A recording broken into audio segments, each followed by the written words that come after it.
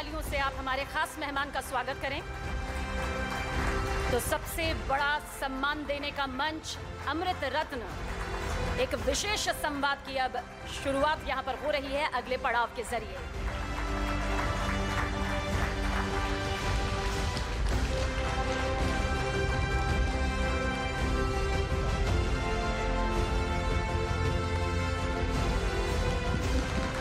शुक्रिया, thank you.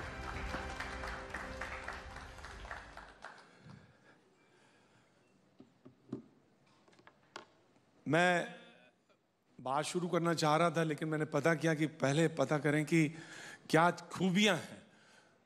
तो मुझे पता चला कि दाल का चीला, खिचड़ी, योग और जहां कठिन हो पार्टी को वहां भेज दो, जैसे मणिपुर। और इन सब के बीच में एक समीकरण किसी ने और बताया कि जहां लगे किसी दूसरे को कि नहीं ऐसा नहीं, ऐसा ऐसा नहीं ऐसा, वहां भूपेंद्र जी अपने लॉजिक अधिवक्ता वाला जो है, वकील वाला, वो भी इतना प्रबल है कि सामने वाला परास्त हो जाता है। तो योग कितने, सुबह योग कितनी देर होता है? 1 घंटा। कितनी देर? आपने कुछ गलत सुन लिया है। अच्छा। तो सही करिए फिर। नहीं, कुछ नहीं है, आराम से रहता हूँ। हाँ। सुबह जल्दी जरूर उठता हूँ, बाकी सब मेरी अपनी दिनचर्या है। और वो जो किसी ने मुझे बताया कि पुराने फिल्मी गाने सुनते हैं, एकांत प्रिय। नहीं, आप मुझसे ही पूछ लेते ना, किसी से पूछ के क्यों आए? कभी कभी क्या होता है, जब नहीं बोलना पूछना तो कैसे पूछा जाए, तो ऐसे ही पूछा जाए। नहीं, कभी भी कुछ भी पूछ सकते हो, जो साफ रहेगा वो तो बता ही देगा। गाने पसंद है? नहीं, गाने सबको पसंद है। हाँ। लेकिन गाना पसंद नहीं है। नहीं, मैं कहने वाला भी नहीं हूँ, कहने वाला नहीं है। लेकिन मुझे बताया गया कि एक जो तमाम लोगों ने निकाल के मुझे दी रिसर्च, उसमें एक आपकी जो सशक्त चीज़ है, राइज ऑफ द बीजेपी, जो किताब आपने लिखी और इला पटनायक के साथ लिखी, और उसमें बीजेपी के उत्थान और उसके तमाम सारी चीज़ें, तो लगता है कि 2014 लोग दिमाग में आता, 2014 से पहले की बीजेपी और 2014 के बाद की बीजेपी, क्या फ़र्क देखते हैं आप?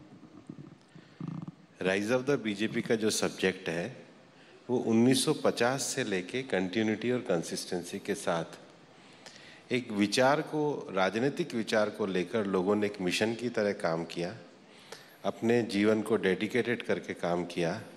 देश की राजनीतिक परिस्थितियों में लोकतंत्र को बचाने के लिए जनसंघ को जनता पार्टी में समाहित किया। अनेक तरह के सांप्रदायिकता से लेके आरोप लगे, लेकिन अपनी विचारधारा से अडिग नहीं हुए। और 2014 में लोगों ने जिस विश्वास के साथ सरकार को चुना था, 2019 में उन विश्वास को पूरा करते हुए आगे बढ़े।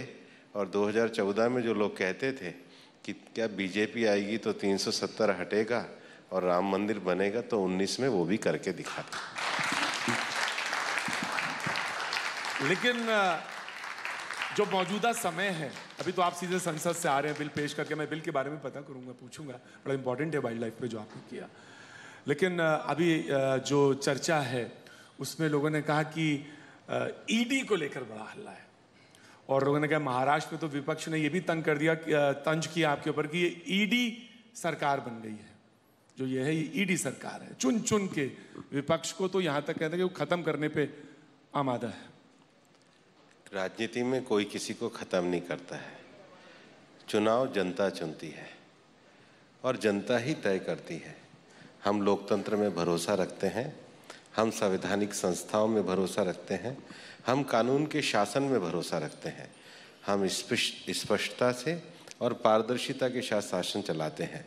अब जिन्होंने कोई गलत काम किए होंगे वो ईडी से डरते होंगे, तो उनसे प्रश्न करिए, मुझसे नहीं। आज भी अभी रेड पड़ी दिल्ली में भी, और हिरल वाले मामले में, और लगातार पड़ रही ईडी को लेकर चर्चा इतनी ज्यादा है संसद के अंदर भी और बाहर।